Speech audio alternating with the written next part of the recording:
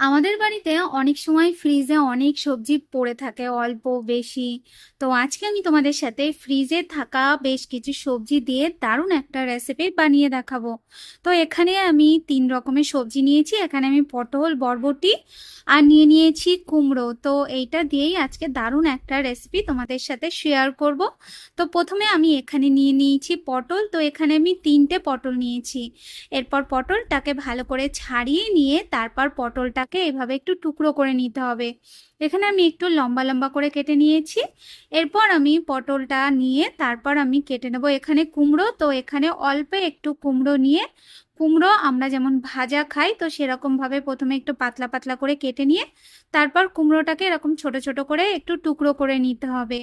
এরপর আমি এখানে নিয়েছি বরবটি। এরপর বরবটিটাকেও আমি এরকম লম্বা করে কেটে নেব। এরপর আমি এখানে নিয়ে নেব একটা আলু, আর আলুটাকেও আমি একটু লম্বা লম্বা করে কেটে নেব। এরপর এই সব সবজিগুলোকে আমি ধুয়ে পরিষ্কার করে নেব। আর যদি আরও সবজি থাকে বা তোমরা আরও সবজি অ্যাড করতে চাও তাহলে সেটা অ্যাড করে নিতে পারো। এরপর আমি কড়াইয়ের মধ্যে অল্প তেল দিয়ে তারপর আমি ওর মধ্যে আলুগুলোকে দিয়ে আর দিয়ে দেবো ওর মধ্যে 1/2 চামচের মতন লবণ। এরপর আলুটাকে একটু লাল লাল করে ভেজে নিয়ে এরপর আমি ওর মধ্যে দিয়ে দেবো বরবটিটা। তারপর বরবটিটাকেও আমি 1 মিনিটের মতন একটু ভালো করে ভেজে নিতে হবে। 1 মিনিট বরবটিটা ভাজা হয়ে গেলে এরপর আমি ওর মধ্যে দিয়ে দেবো পটলটা। পটলটা দিয়ে পটলটাকেও আমি কয়েক সেকেন্ডের জন্য একটু ভালো মতন করে ভেজে নেব। পটলটা হালকা একটু ভাজা হয়ে গেলে এরপর ওর মধ্যে দিয়ে দেবো কুমড়োটা। কুমড়োটা দিয়ে তারপর 1 থেকে 2 মিনিটের মতন সব কিছুকে একটু ভালো করে ভেজে নিয়ে তারপর এই সব সবজিগুলোকে একটা আলাদা পাত্রে নামিয়ে নিতে হবে।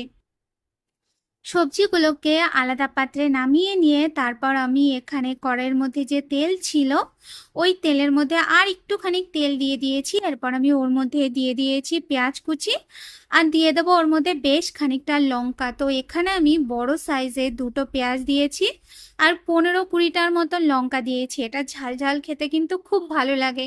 এটা সেরকম একটা মশলা লাগে না, শুধু এরকমভাবে রান্না করলেই তোমরা 1 থালা ভাত নিমেষেই খেয়ে নিতে পারবে।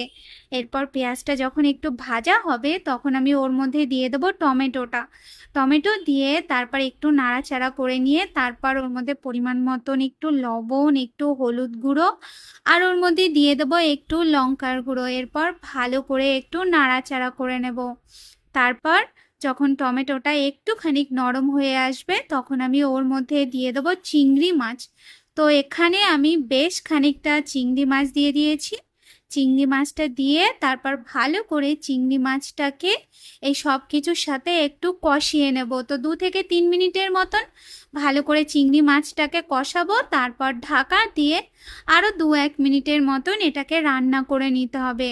তারপরে ভালো করে এটাকে একটু নাড়িয়ে ছাড়িয়ে নিয়ে এরপর আমি ওর মধ্যে দিয়ে দেবো যেই সবজিগুলোকে আমি ভেজে রেখেছিলাম সেই সবজিগুলো দিয়ে তারপরে ভালো করে সব কিছুর সাথে নাড়িয়ে চাড়িয়ে একটু মিশিয়ে নেব। এরপর আমি আবার ঢাকা দিয়ে 2 থেকে 3 মিনিটের মতন এটাকে একটু মিডিয়াম আঁচে রান্না করে নিতে হবে। 2-3 মিনিট হয়ে গেলে সব সবজিগুলো ভালো মতন মজে গেলে এরপর ঢাকনাটা উঠিয়ে দিয়ে এটাকে আমি ভালো করে একটু নাড়িয়ে ছাড়িয়ে নেব। তারপরে গ্রেভিটা যখন একটু শুকিয়ে আসবে তখন ওর মধ্যে আমি দিয়ে দেবো বেশ খানিকটা ধনেপাতা কুচি। ধনেপাতাটা দিয়ে তারপরে ভালো করে একটু নাড়িয়ে চাড়িয়ে নিলেই আমাদের এই ফ্রিজে রাখা সবজি দিয়ে এই মাছের ঝালটা একদম রেডি হয়ে যাবে।